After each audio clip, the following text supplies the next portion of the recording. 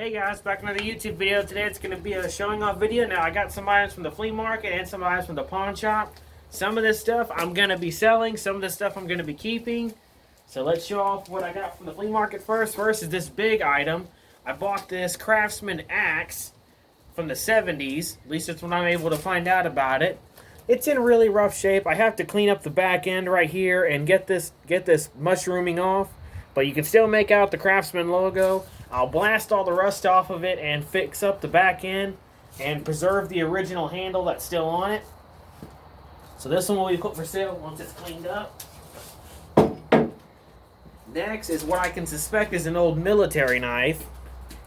Hard to say because there's no stamp on it whatsoever. And what I will do is I will clean this up and see if I can lift the marking. If not, then I'll just clean it up, make it look a lot prettier, and turn around and sell it.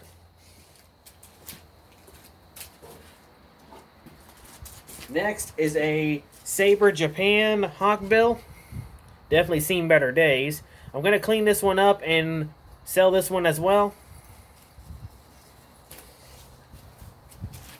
And then I've also got a Craftsman pocket knife.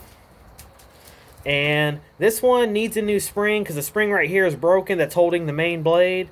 So what I will do is replace that spring, put new grips on it, and depending on how it turns out, I will decide to sell it or not, because that will depend on how it turns out.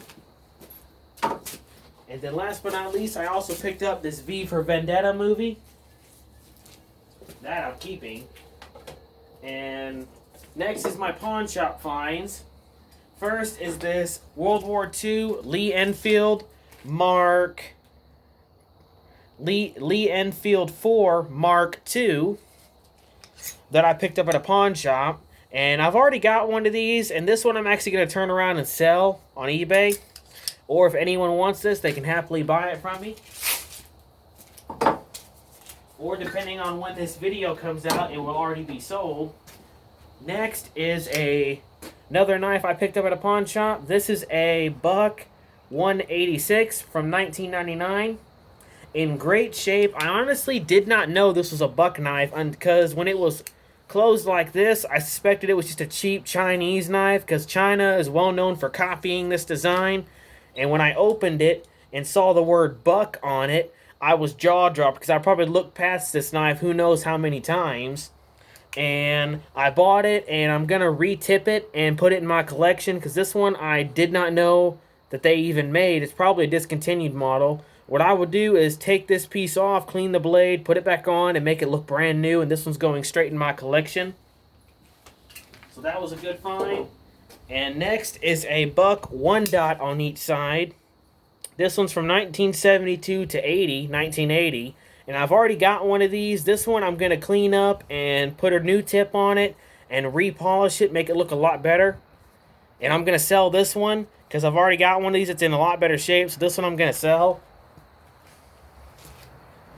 So among all these items, the two items I'll be keeping is right now the movie and the Buck 186. The military knife, if it's military, I will clean it up and that will determine if I will sell it or not. The Craftsman knife, same thing. Once I get it cleaned up, will determine if I will sell it or not. But anyway, hope you've enjoyed the video, and as always, stay sharp.